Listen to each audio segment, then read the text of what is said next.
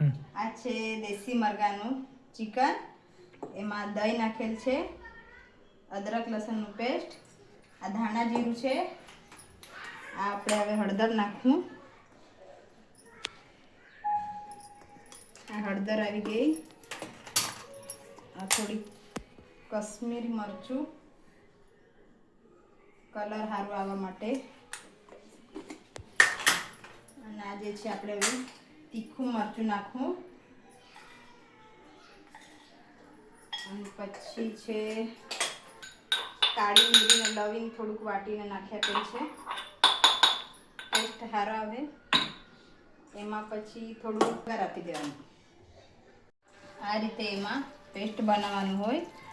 કાંદો બી કાપીને નાખવાનું, અને આને આવું મિક્સ કરીને બધો હળદર મસાલો થોડું દહીં બી નાખીને બધું મિક્સ કરીને થોડીક વાર 10-15 મિનિટ હારું મૂકી દેવાનું, અને પછીથી છોડી આપવાનું તેલમાં.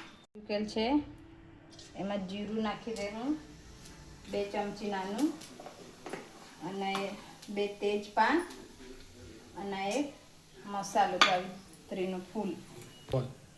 આજે આપણે મસાલો અડધો કલાક પહેલાં બધું મિક્સ કરેલું હતું, તે જે હમણાં ઓઇલ આપણે ગરમ કર્યું એમાં નાખવાનું છે.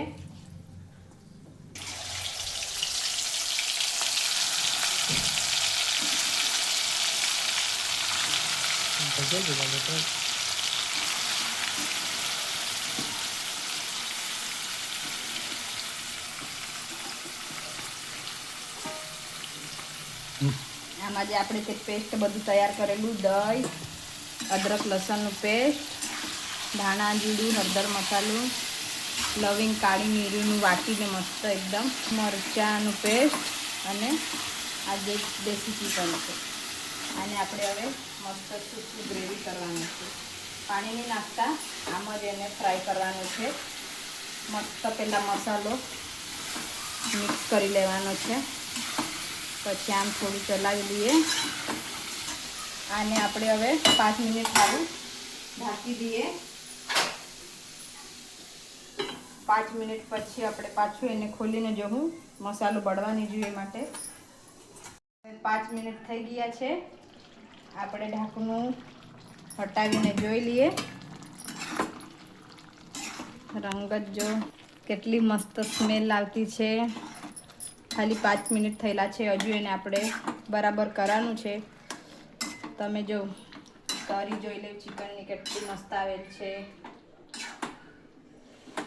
આપણે એમાં છે હમણાં થોડુંક જો આ મસાલાનું પાણી હતું એ થોડુંક નાખી દઈએ એટલે થઈ જાય. હજુ થોડુંક ઢાંકણું મૂકીને આપણે એને કરી લઈએ. આપણું છે આપણે બનાવતા હતા એ રેડી થઈ ચૂકેલ છે.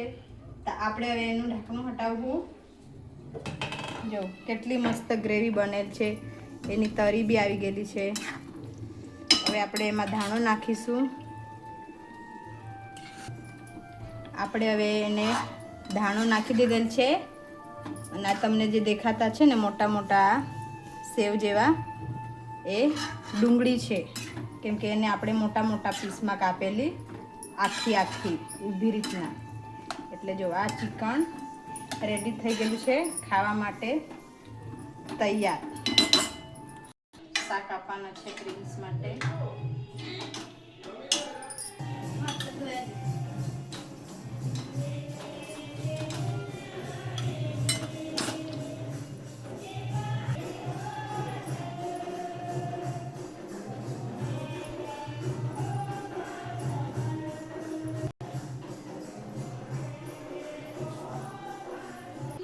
પ્રિન્સ મને કિયા કરતો હતો, મમ્મા આજે ચિકન બનાવ. ચિકન તમે આ ચિકન બનાવ્યું, આના ભાત અને સલાડ બી બનાવેલું છે.